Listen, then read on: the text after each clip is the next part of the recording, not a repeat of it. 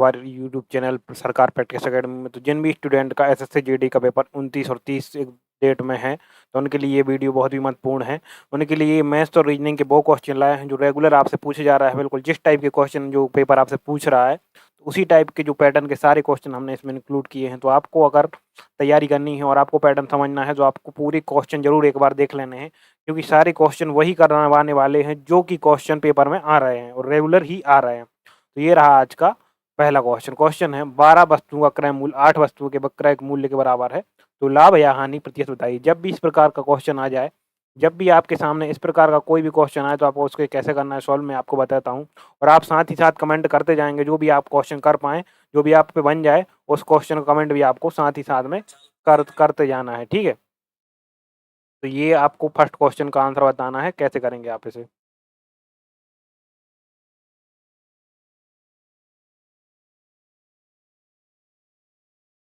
12 वस्तुओं का क्रय मूल्य 8 वस्तुओं के क्रय मूल्य बराबर है, यानी कि 12 वस्तुओं का कॉस्ट प्राइस इक्वल है 8 वस्तुओं के सेलिंग प्राइस की, ठीक है। इतनी बात आप लोग समझ गए कि नहीं समझे?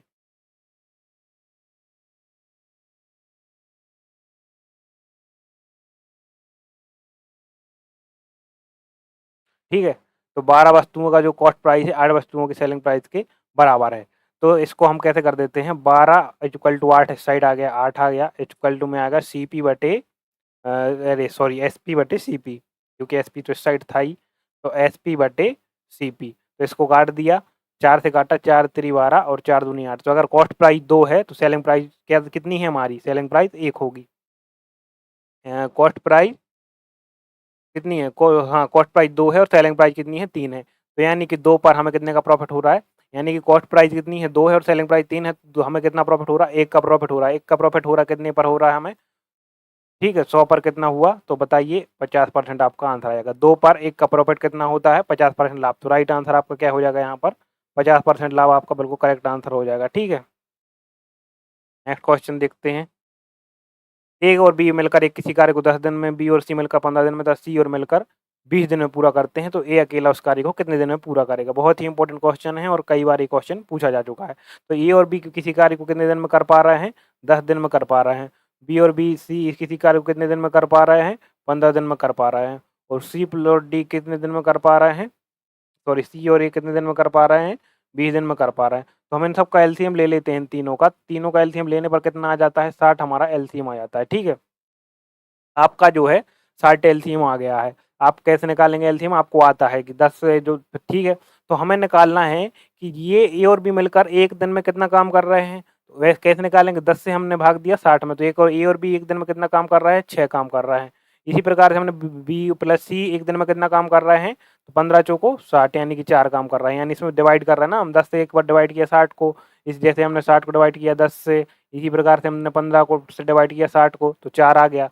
और सी प्लस एक दिन में कितना काम कर रहे हैं, 3 काम कर रहे हैं, ठीक है। तो इनका ये आ गया कि ए और बी एक दिन में 6 काम कर रहे हैं, बी और सी एक दिन में 4 काम कर रहे हैं, और सी और ए एक दिन में 3 काम कर रहे हैं। तो ए अकेला उस कार्य को कितने दिन में करेगा। तो भाई ए अकेले के तो पता नहीं हमें कि वो एक दिन में कितना काम कर रहा है, ठीक है। तो हम कैसे निकालेंगे, सबसे पहले आप देखिए कि हम तीनों का काम निकाल लें, तीनों एक दिन में कितना काम करेंगे। तो ए plus B plus B plus C plus A equal to क्या हो जाएगा, इन तीनों को जोड़ दिया हमने, और फिर इनके जो एक कितने दिन में काम कर रहे हैं, एक दिन में कितना कर रहे हैं, तो वो भी जोड़ देंगे। तो 6 प्लस 4 प्लस 3 जोड़ दिया, कितना हो गया, 4 3 7, 7 और 6 कितना हो गया, आप बताइए।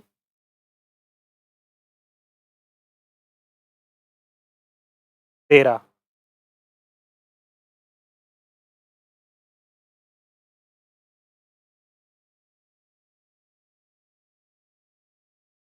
कितना हो गया, 6 4 3 तो 13, तो कितना हो गया हमारा, 13 हो गया। तो इनको सबको जोड़ देंगे, तो कितना हो जाएगा, 2 a b plus c equal to 13। तो ए प्लस बी प्लस सी बराबर कितना होगा, 13/2, ठीक है। तो अब इसमें से हम क्या घटा देंगे, बी प्लस सी को माइनस कर देंगे। भाई ए प्लस बी प्लस सी का मान आ गया, इसमें से अगर हम बी प्लस सी को माइनस कर देंगे, तो ए का मान मिल जाएगा हमें कि नहीं मिलेगा, आप सब बताइए। मिल जाएगा ना। तो हम उससे कर देते हैं, रुक जाओ, यहाँ से कर देते हैं हम उसको आगे सॉल्व, ठीक है। तो ए प्लस बी प्लस सी में से हम क्या घटा देते हैं, बी प्लस सी को घटा देते हैं तो यहाँ कैसा घटेगा 13/2 और बी प्लस सी का मान कितना है 4 है, तो हमने इसमें 4 घटा दिया तो कितना आ जाएगा आपका बच के 4 दूनी 8 यानी कि 13 माइनस 8/2 कितना बचेगा आपका 5/2 बच गया। ठीक है, ये कितनी आ गई, ये हमारे ए का एक दिन का काम आ गया कि नहीं आ गया, ये हमारी ए का एक दिन का काम आ गया 5/2, तो कुल काम कितना है 60 है, तो कुल काम अगर हमारा 60 है और अगर वो 5/2 से पर डे करता है तो कितने दिन में हो जाएगा 60 गुणित 2/5, तो 12 पंजे 60 और 12 दूनी 24, तो आपका राइट आंसर क्या आ जाएगा यहाँ पर, आपका बिल्कुल करेक्ट आंसर कितना आ जाएगा 24 आपका यहाँ पर करेक्ट आंसर आ जाएगा। थोड़ा सा क्वेश्चन आपका लंबा हो गया है, बाकी क्वेश्चन बहुत ही इजी है और यही टाइप के क्वेश्चन आपसे पूछे जा रहे हैं, तो आपको आना चाहिए। सबसे पहले हमने क्या किया, सबसे पहले हमने एक दिन की एफिशिएंसी निकाली सभी लोगों की, फिर हमने उन तीनों को जोड़ दिया तीनों लोगों को, फिर उसमें से हमने क्या तीनों की निकल गई यहाँ पे, फिर हमने उसमें से क्या किया बी प्लस सी को माइनस कर दिया, ए प्लस बी प्लस सी में से ए की आ गई, तो ए को टोटल वर्ग में से हमने डिवाइड कर दिया। ठीक है, थोड़ा-सा आप एक बार और देख लीजिएगा इस वीडियो को, तो आपको ईज़िली वो समझ में आ जाएगा। ठीक है, तो यहाँ पर हमारा ए बिल्कुल करेक्ट आंसर आ जाएगा। हम अपना नेक्स्ट क्वेश्चन देखते हैं।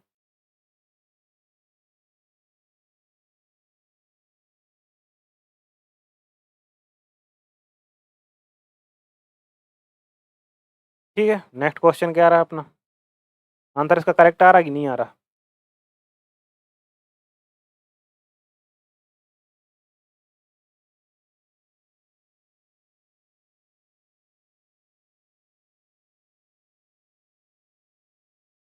नेक्स्ट क्वेश्चन देखते हैं। यदि ए अनुपात बी 3:4 है, बी अनुपात सी 8:9 है, तो ए अनुपात सी का मान क्या होगा?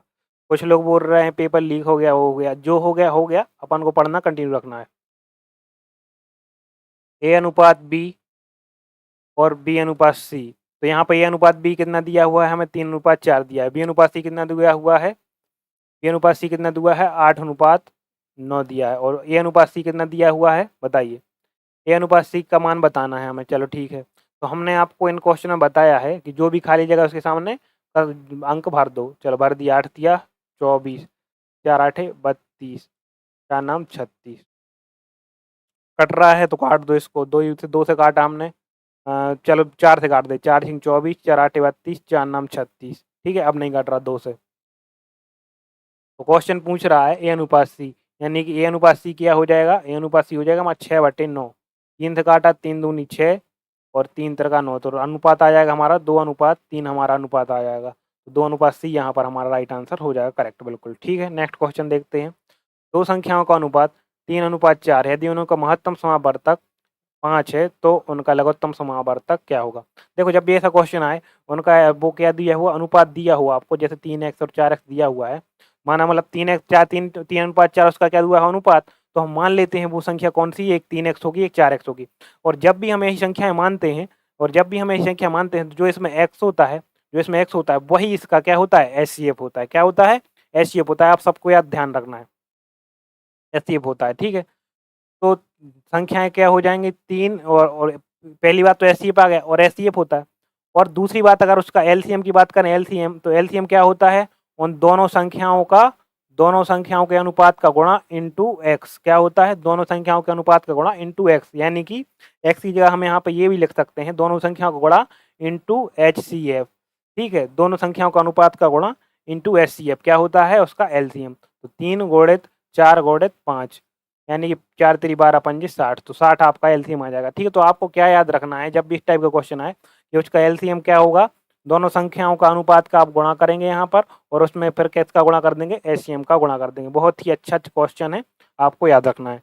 नेक्स्ट क्वेश्चन देखते हैं। दो संख्याओं के एलसीएम और एचसीएफ का योग 403 है। दो संख्याओं के एलसीएम और एचसीएफ का योग 403 है, यदि एलसीएम एचसीएफ का 12 गुना है, जो एलसीएम है वो एचसीएफ का 12 गुना है, तो दोनों संख्याओं का एचसीएफ ज्ञात कीजिए। बताइए इसका आंसर क्या हो जाएगा। बहुत ही अच्छा क्वेश्चन है।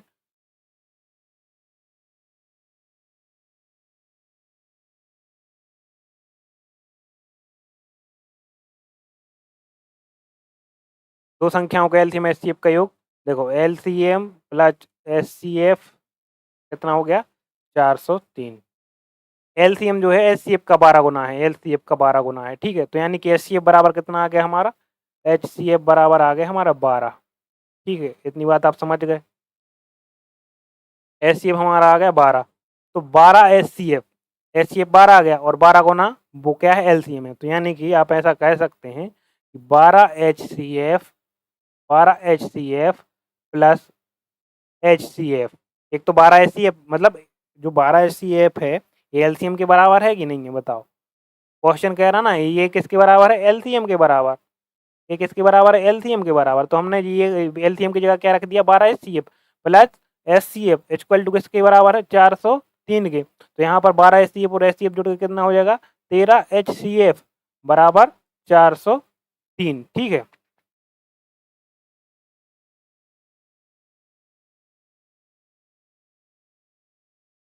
ये यहाँ पर LCM इतना HCF नहीं होगा, ठीक है पहली बात। और इसको हम कट करेंगे तो HCF बराबर कितना आ जाएगा हमारा, HCF बराबर कितना, 13 से काटा हमने, 13 3 39, 13 एकम 13, तो 13 3 39, 403 काटेंगे तो कितने बार कटेगा,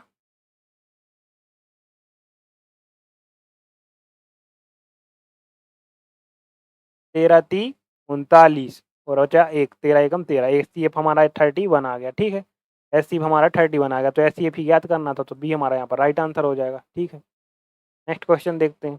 एक वर्ग का क्षेत्रफल 144 सेंटीमीटर, वर्ग का क्षेत्रफल होता है ए का स्क्वायर बराबर 144 दिया है, तो ए बराबर कितना हो जाएगा, 12 हो जाएगा। उस वर्ग का परिमाप, परिमाप क्या होता है, 4a होता है। ठीक है, 4 गुणित 12 बराबर 48, क्या हमारा राइट आंसर कितना हो जाएगा, बी यहाँ पर हमारा राइट आंसर हो जाएगा। मान ज्ञात कीजिए, ये मान ज्ञात करना है। सबसे पहले अंडर रूट बी ए का स्क्वायर माइनस 16 का स्क्वायर, फॉर्मूला क्या होता है, ए का स्क्वायर माइनस बी का स्क्वायर का फॉर्मूला होता है ए प्लस बी और ए माइनस बी। ठीक है, तो ए प्लस बी कितना है, 20 प्लस 16 और 20 माइनस 16।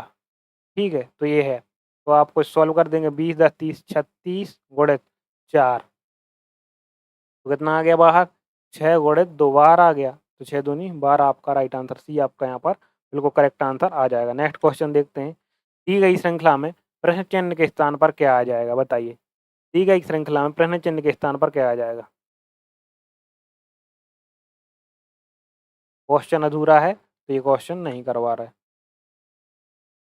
निम्नलिखित में 4 अक्षरों के समूह में से 3 एक निश्चित तरीके समान है, एक भिन्न, उस भिन्न समूह का चयन कीजिए बताइए।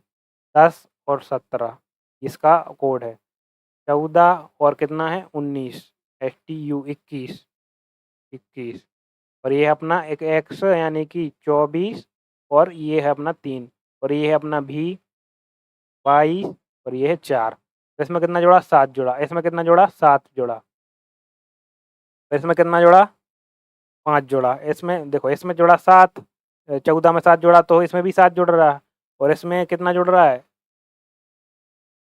तो 24 में कितना जुड़ रहा है, 24 में 3 2 5, तो राइट आंसर आपका क्या हो जाएगा, बिल्कुल जो कि मैच नहीं कर रहा है, एक्स सी या एन यू, बताइए। नहीं नहीं नहीं नहीं नहीं, ये ऐसा मैच नहीं कर रहा भाई साहब, इसका ऐसा लॉजिक नहीं लग रहा है इसमें, क्योंकि इसमें नीचे के दो वाले में ये लॉजिक नहीं लग रहा। इसमें लग रहा है जे के अपोजिट है क्यू, जे क्वार, सी के अपोजिट है एक्स।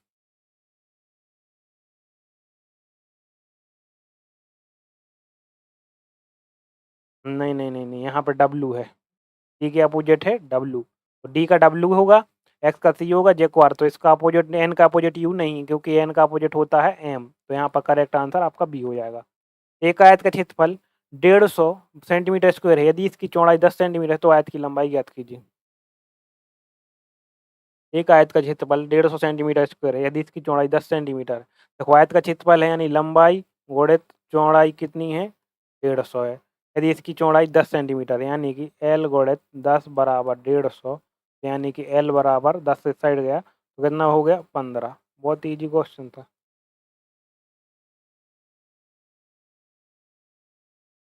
उस विकल्प का चयन करें जो तीसरे पद से उसी प्रकार संबंधित है, जैसे कि इनकम्प्लीट क्वेश्चन है ये। हाँ, निश्चित कूट भाषा में रोज को 228 लिखा जाता है और ट्यूलिप को 390 लिखा जाता है, उसी को लोटस को क्या लिखा जाएगा बताइए।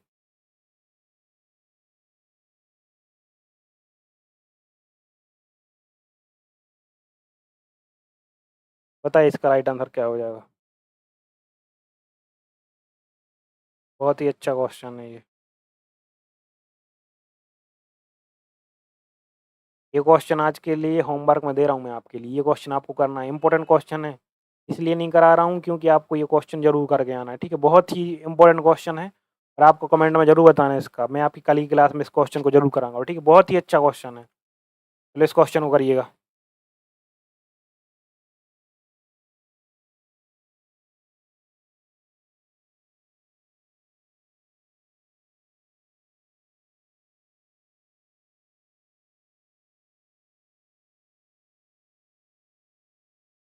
इसमें अंकों को आपको ये वो योग निकालना है और उसका आपको कुछ मल्टीप्लाई वगैरह होगा तो आपको कर लेना है वो। फिर मैं आपको कल की क्लास में ज़रूर करवा दूँगा। इसमें क्या करना है, सबसे पहले क्या किया जाता है, का करी के पुनी भाग कर फिर गुण लिव्स हो जाने, यानी कि 4 गुणित 8 माइनस 8 गुणित 5/3, ठीक है? इसको आपको सॉल्व करना है। 4 8 मतलब 32 माइनस 40/3 और नीचे क्या है, 5 3 15 माइनस 9, नीचे ये बटे में लगा है ना यहाँ पे। इसको सॉल्व करिएगा तो ये हो जाएगा 3 दूनी 6, 3 त्रिका 9 माइनस 40/3 और ये 15 में से 9 गया, कितना बचा, 6 बचा, ठीक है? ये ऊपर गया 96 माइनस 40 बटे ये ऊपर गया तो हो गया 18 और ये हो गया अपना 40 गया तो बचा 56/18, ठीक है? तो इसको काट दो, कितने से कटेगा? सबसे पहले काट दें अपन, 2 से काटा, 2 नाम 18 और 2 से काटा, 2 दूनी 4, 2 अट्ठे 16, 28/9 आपका राइट आंसर आ जाएगा, ठीक है?